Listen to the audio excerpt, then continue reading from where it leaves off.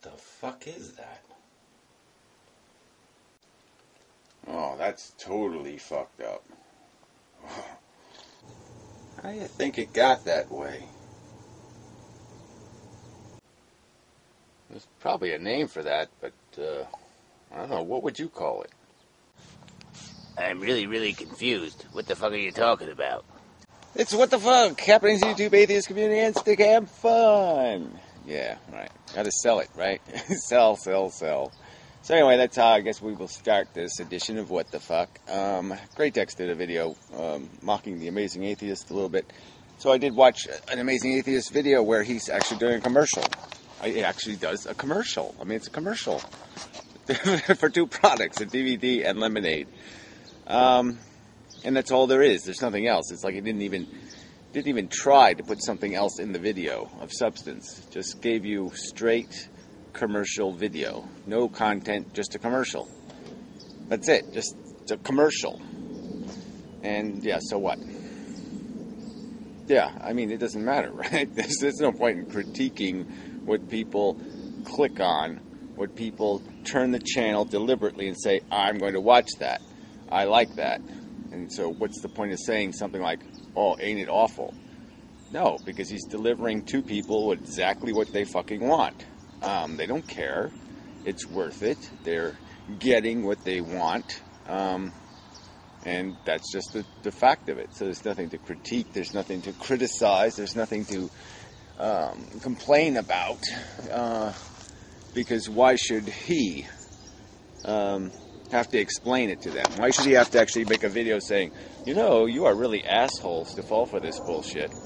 To just placate any assholery. I can do anything, and you'll just say, fine, go ahead and do that. Go ahead and lie to me. Go ahead and try to seduce me. Go ahead and manipulate me. Go ahead and resell me something. Yeah, you buy it for $5,000 and then resell it to me for $10,000, and I'll consider you one of my best friends. Just this is the human race, though. This is what people live on. This is how people live, and I mean, some people are just better at prancing around in pink dresses than other people. I mean, they're not inhibited. They'll not only want to do it for some reason, but they can. And yeah, so you can just mock them and say, "Oh, God, they're pussies, or they're weirdos, or they're queer, or they're some other kind of thing." Yeah, and you just kind of say, "Oh, yeah, I'll put a label on that." But that's stupid. Yeah, I mean, there's nothing to critique but the audience. The audience is the only thing that deserves insult. This is what human beings consume. This is what human beings are capable of. This is what human beings are. And so you look at YouTube, and you look at cable television, and you look at the news, and you look at Fox, you look at all this shit, and it's shit because this is what people want. They want Obama lies. They want Bush lies. They want bullshit. They want nonsense. They want fakes and phonies and frauds. And, oh my. And yeah, that's the game. And that's the game we're in. It's the tiny percentage of human beings who don't find that appealing, find it revolting and depressing. It's soul-sucking. They just feel their soul being just sucked out of them. The very meaning or any kind of shred of purpose or function or conceptual integrity to breathing another breath is just pulled out of them.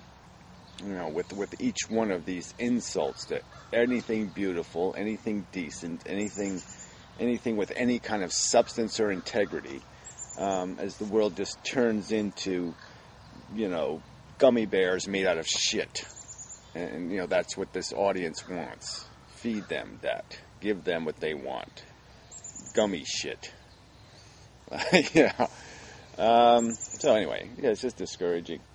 But that's, I've sort of fell into this job where I've assigned myself this job of, having to fix what I consider to be fundamentally broken.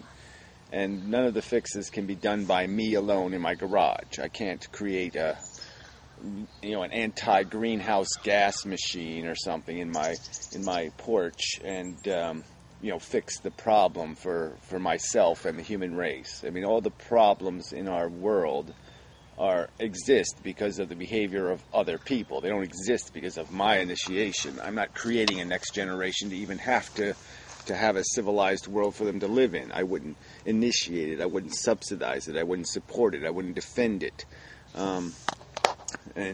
So my philosophy is not going to get represented because I'm not in control of the mechanism producing it. The Frankenstein castle is up on the hill, somewhere over there, whatever, and it produces the monsters, and I'm just a representative for the monsters saying, well, how do we solve this monster problem?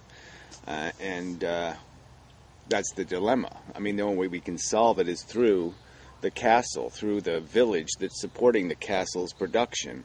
And so that's all we have to do. We have to sit there in our little Frankenstein position and go into this gummy shit world where we are considered the ugly, the evil, the dregs, the caustic pieces of crap, the shit gummy bears to them. And we have to go into that alien world and communicate with those shit eaters and explain to them how, they're really the Frankensteins, that Frankenstein is beautiful and you are the ugly shit, and we've got to stop your ugly shit production machine. Because there's no other solution to this problem. But I don't want to get into that subject. I mean, obviously there's a myriad of problems, all on the scale of problem. And like with all problems, there's levels of solution. So I've made this argument before that we should all agree logically that the straightest line solution is the best solution, the solution with the least friction, no downsides. It gets you from A to B, straight line. There's no problem. It's always preferable to take that direct route if it has no liabilities. It uses less gas. It gets you there faster. It satisfies all the conditions of problem solving without any liability, without any risk. So that's the one you would choose. You choose the best choice. And the best choice for the life dilemma, for the circumstance that we exist in, the biology, the reality of the mechanism, the need production machine, the leaking sewage dam, however we want to describe what it is that we're living with, this imperfection, is to just get rid of the need for it. Just eviscerate the need, and then it doesn't need to exist. It doesn't serve a purpose of any kind, because there's no instrument of saying it has to be. It needs to be, and the only need exists in human beings. So you just say, just stop human beings from needing this stuff to be here, and it doesn't need to be here anymore. We're the only thing keeping it here, as a premise, as a purpose, as a function. It's just some delusion in people's heads that it's serving God's purpose, or it's the sacred biology, and therefore it must exist somehow. Because if it doesn't exist, that somehow your shoes will melt. I don't know what people fear, that if humanity doesn't exist 1,000 years from now, somehow that perception hurts their sensibilities. And the easy way to get around that is just to get rid of their hurt sensibilities, get rid of their need for it. So it's like you just get rid of the hunger. So you want to solve the dilemma of needing to eat food to be comfortable, you just end hunger, and then you don't need to eat the food. That's not the perfect metaphor. But anyway, the point I was trying to get to, was that, it's preferable to go the straight line. So I'm going to argue for the straight line. But there's lots of these, less straight lines to the solution. And these less straight lines have to do with obliging people to take it up a notch, to have something called a rational conversation about reality, not all these irrational ones. We're spending all our time disproving the existence of Bugs Bunny, or disproving the gingerbread house, or disproving leprechauns, or disproving all these other myths and nonsense that people just believe. They just pull it out of their ass and squeeze it into their brain and say, there, I have shit for brain. I have nonsense in my head. Prove me wrong. Prove it's shit. And then we're just wasting all our time doing that rather than actually doing the work of saying, well, here's the system. The system is this stick and that piece of stick are running a race, and we want a fair race, and see, that stick's further ahead, so here's the system. So yeah, we'll fix that. We'll just take this little stick and move him back to this stick, and see, now they're starting at the same position. And, you know, now we can conduct a game that they're going to play, or a contest, or whatever we want to do. And, you know, we're going to have a system and rules, and we're going to have some sort of, there'll be efficiency in that, but you take out the friction. I mean, when you put these gears together and chaotically, arbitrarily, you just throw it on a spool. You don't care whether it's a 5-inch gear or a 3-inch gear or a 10-inch gear, or it has 500 teeth per inch or 7,000 teeth per inch or 1 tooth per inch. Then, yeah, the whole thing starts grinding, and it starts eating gears all over the place, and teeth are flying off all over the place, and it's friction, friction, friction. And you want to fix any of that, well, then, yeah, you have to communicate with these other human beings, and you have to have some procedure to do that. You have to have a civilization to do that in. And here, because all these morons with their simple jargon and their cartoon perceptions of reality, they think they can have all that by just, you know, everybody's just going to sit in their yard and say, I love everybody, and everything's just fine, and they don't have to think about infrastructure and how you finance it and how you maintain the environment and how you stop people from, you know, some guy could move next door to me and start raising pigs next to me, and my life is ruined, my property is devalued, blah, blah, blah, if I had any. You know, no, you have to have rules, you have to have a system. And nobody wants to talk about how you do that, how you create rules that are navigatable and that are fair, and we can do that. But no one wants to have that conversation. So anyway, in Stickam last night, you know, the cliche circumstance, the subject of representative democracy came up, and you know your cliche truther.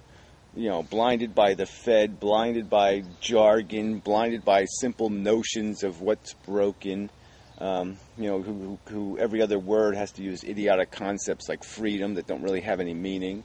You don't sit there and... nothing's free, and no systems. Systems are exactly the opposite. They're an explicit and careful definition of the limitations and the confinements that will make it run efficiency. So the pistons in the car are not free to shoot out of the cylinder wall, because the engine's not going to work anymore if they're free to go wherever the fuck they want, and do whatever the fuck they want, so to speak. So anyway, but it's just the typical bullshit. So you present a simple, rational augmentation to the existing system. You say, look, you can get rid of the geographic circumstance where we're represented geographically, and instead we can be represented ideologically.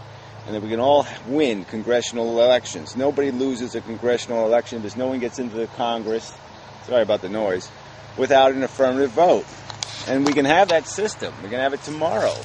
With instant runoff voting, we get rid of the spoilers, we get rid of the party system, and we have a real Congress that has real debates, where all the people have a voice, where they all get to sit at the table and they all get their turn to speak, and we all get a chance to persuade each other.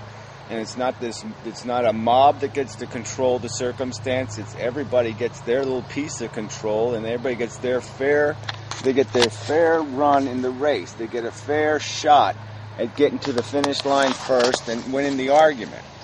And this is just basic stuff. I mean, you got to be able to do this first. I mean, this is the first thing the Frankensteins and the different village types of people, our diversity is never going to find solution if we don't have some sort of system of an embassy, some kind of way to negotiate with each other by some sort of rules that allow us to define the rules of how we're going to engage with each other.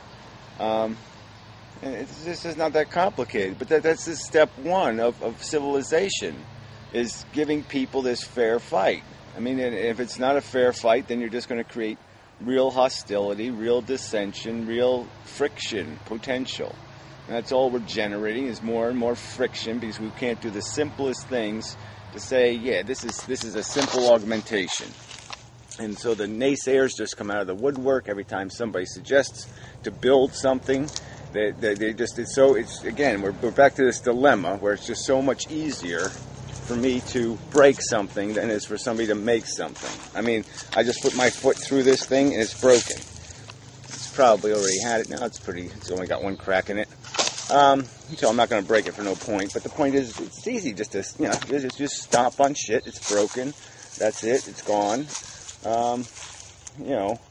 And yeah, it's so much more work to do the actual construction, to actually build it, to manufacture, to go through the procedure, figuring out what'll work and what won't work, and to do all the system analytics and design work. And that's just a fact of reality, and that's got to be understood by people. That part of a fair fight is recognizing that simple truth, and recognizing that if you're going to tear something down, you have an obligation to show that you have a better solution, that you have a better answer to the problem, something better than life is unfair or some other kind of bullshit that people just, they always throw at these problems. No, you can't fix anything. Everybody's a crook. Everybody's this. Everybody that. It's just this simplistic nonsense that's unproven, undemonstrated by any evidence. They just say it like it's like that's the way the reality is, and it's not how reality is. Everything could change for the better tomorrow if everybody just looked in that direction. If we could all just turn all the little quanta humans and point them all in the same kind of objective and say, there it is, right there. Let's all just walk 100 feet together in one direction, and we've got it. And we can't have that happen because these naysayers, these terror downers, they every single time, they don't want ever to see any movement in any direction. Because they're afraid of somebody doing something that might improve something, because I guess then they wouldn't have anything to complain about. I don't even know what the psychology is. It's just so fucking stupid. I understand being hostile to people that have some sort of implicit or explicit motive, some end that you don't like. And so you don't want to give them even one step in the direction of this end you don't want to go to. So maybe that's the intimidation, is that people always see it as, well, if you give them that, they're going to go that, and then finally they're going to get to a rule that says I can't be a lying piece of shit anymore. Somehow that my cheap and idiotic life is going to be on the cutting room floor. Their life is so unproductive, so usury and takery, that they know if anybody starts doing any real system construction, if they start really making real houses, that their little fucking shanty lean-tos, their exploitation life isn't going to be justifiable anymore in a civilization. They're afraid of civilization. They don't want to live in a civilization. They want to live in shit because they've got an advantage in the shit. And that's all it's about. They don't want to lose what they're taking. They don't want to lose their right to steal the candy from the store, or whatever the game. So anyway, sorry, I didn't... cutting grass. Really not that much grass out here, right? Well, it's a tractor, so I guess it's not cutting grass. They're plowing the field or something. Yeah, who wants to be breathing all that shit? Literally, horse shit. It's a horse pasture. Yeah, I'm not going to stay out here and breathe that. Alright, anyways, enough of a video. Sorry about the noise. And such. Really quite irritating. Yeah, because it's really nice out here, but that noise is just obnoxious. Yeah. Oh, so it was just a video. Oh. Ew. Yeah, people really shouldn't be allowed to do that in public. Jeez, that's crazy. Huh. Cloudy, cloudy, puff, puff.